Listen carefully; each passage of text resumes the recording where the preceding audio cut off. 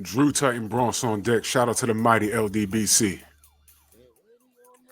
Well, we just got news that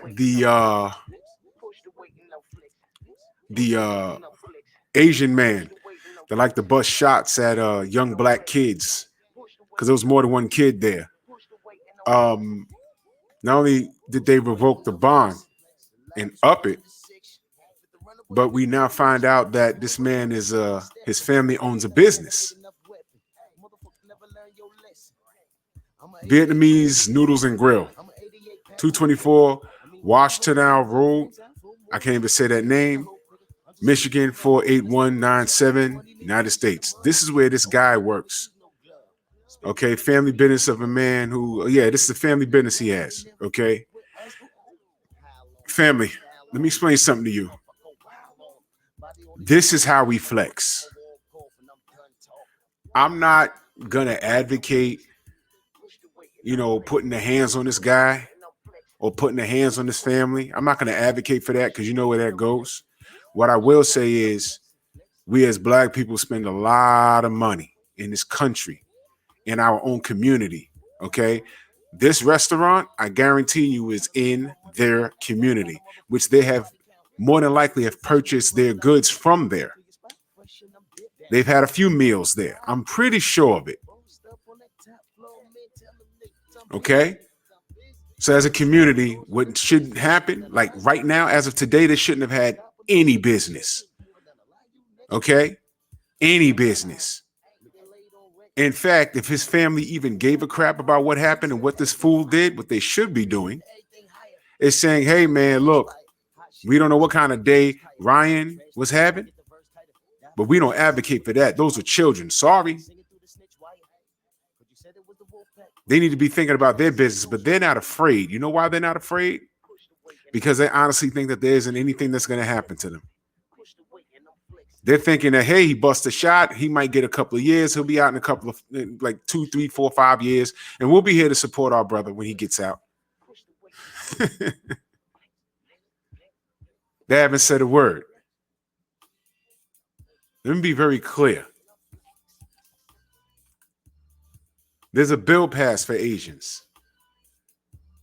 If this man, Ryan, N-U-N, stopped the police and said that that young boy's neighbor had threatened him with a hammer, they might have just locked him up.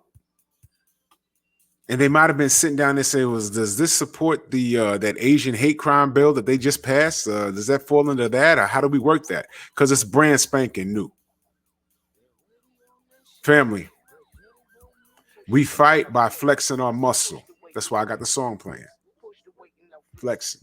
Push the weight and I'm flexing. Push the weight and I'm flexing. Flexing. Flexing. Flexing. Push the weight and I'm flexing. Livest one in this section. Family, we need to understand. We spend this anyway. We cannot let them get away with this. And yes, them. The only reason why he did that is because he felt safe doing it. Because there was no consequences. How many times a day? I mean, be honest. How many?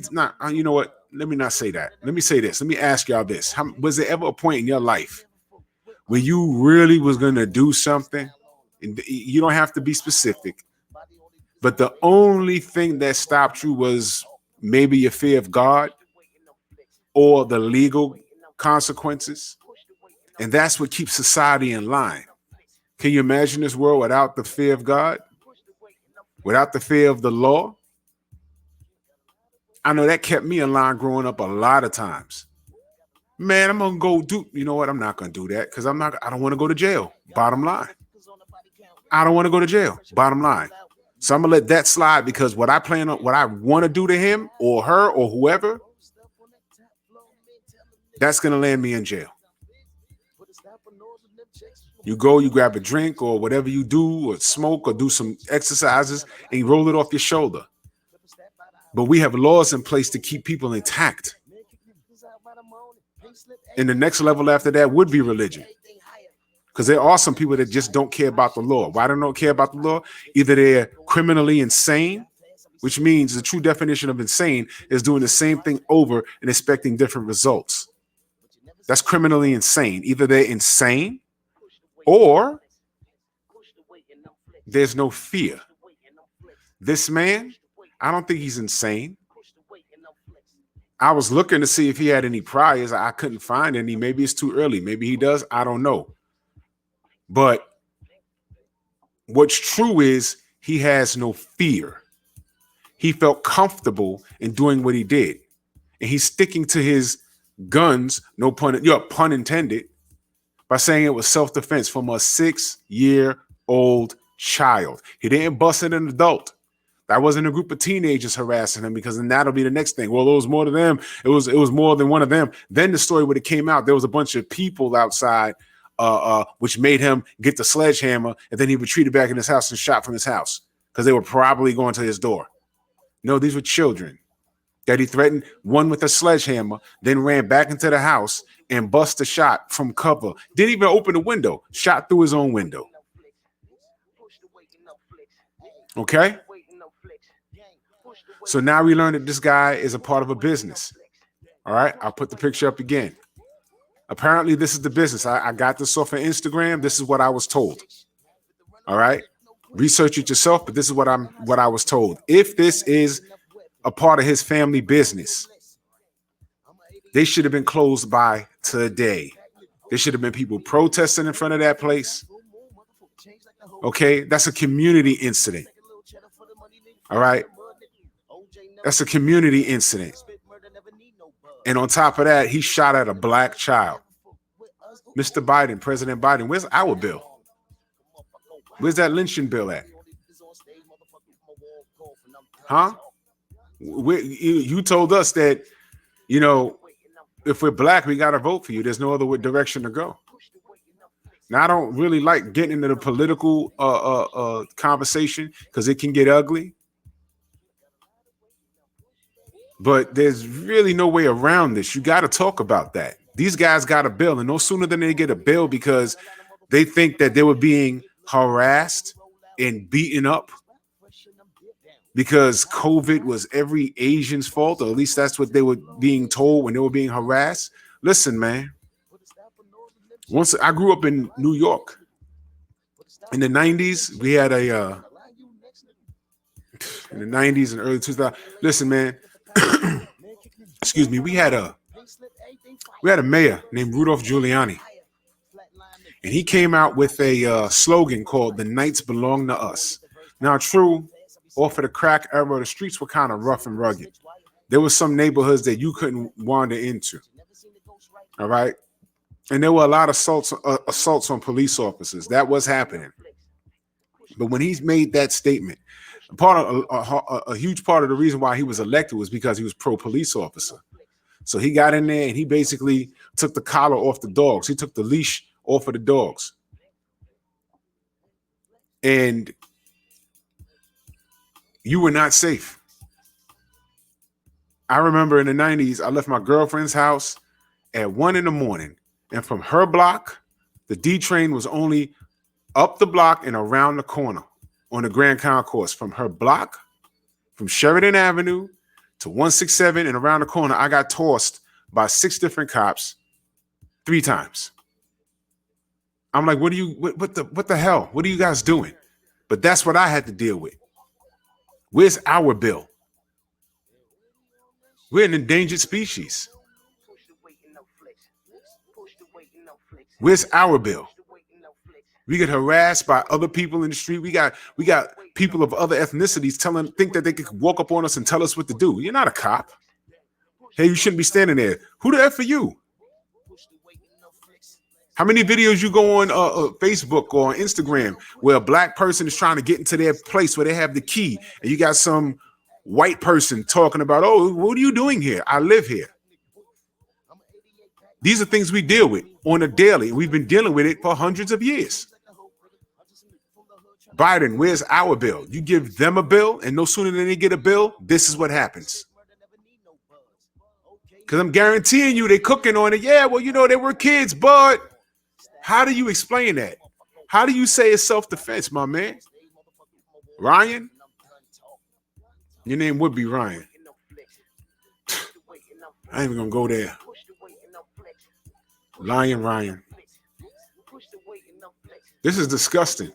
Where's our bill? You give them a bill, and now he's busting shots at children. And he's gonna say that he was being harassed and his life was in danger. And then you're gonna hear other things. Oh, maybe he's gonna talk about how the neighbors harassed him and he was fearful of his life. He might say, let me be clear. He might say, hey man, the kid was riding off to go get his dad, and I got scared. And I could have swore I saw someone run into the house.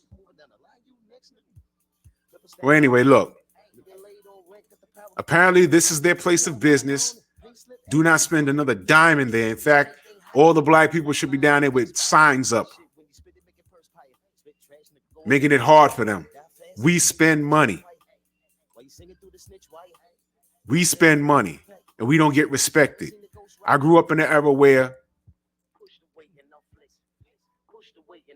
I used to go inside the Korean store. They sold fruits, vegetables, and they would sell school candies back in the day. And while me and my black and Latino friends were actually spending money to buy the school snacks, you know, the gum and the lemon heads and the Chico sticks, while we're spending our money, guess who was in the back ripping them off? Our white friends.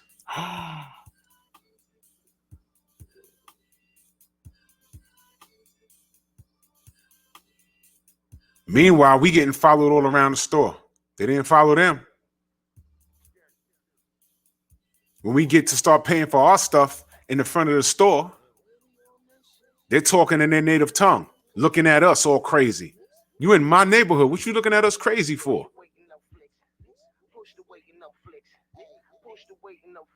And you're a kid when that happened. But then as I grew up, I come back to the same neighborhood. And now the old lady that had black hair that was following me around, now she old and gray and hunched over. I go in the store, she's still following me around. I told this story before. I said, yo, what? And I said, wait a minute, what am I doing? I grew up with this behavior. I thought it was normal. That was normalized to get followed around the store. Oh, don't worry. That's just her. She's just going to think we're going to steal. We're not stealing. But every time they do their inventory, they're down $300, $400, $500 in candy. Like, what? How's this? How can this be? We got to buy better cameras. It's got to be them. No, it was never us. How about that? It was never us. I don't know who you listened to before you came from Korea over here, but you had it all wrong. And by the time I got older and I took my child in there and I went down to get something miscellaneous and I looked in the mirror, I said, this itch is still following me at 40 plus years old. Now I got my kid in here. Watch this. I went to the front. I said, yo, how long I've been coming here? And she had to put on her glasses and look. I've been coming here since I was my child's age. Never stole from you once. In fact, I know who was stealing from you. But instead of following them, you follow us. So here's what you do. I put the product down, bird, out. It almost slipped my mind. I almost started to pay for the stuff saying, man, this is pathetic, and then get out of there. No, you're not going to get another dime from me. Not another dime. And that's how you fight. I called all my friends. I said, yo, I went in there. You know that woman, she's old, hunched over and gray now. You know she's still following me around the damn store? Unbelievable. But here's how you handle that. You keep your money in your pocket. And if I had to drive 8 blocks in another direction to use another store, I would. This woman been in the community for years collecting everyone's money. But we're treated like dogs. This guy, his family, they need to be out of business by within 2 days. There shouldn't be any. They should lose money in 2 days. There should be anyone sitting in there ordering no damn ramen. Get out of here, man. He tried to kill a child, and he's standing on it. Family, keep your money in your pocket and take a stand. Let's go. Move!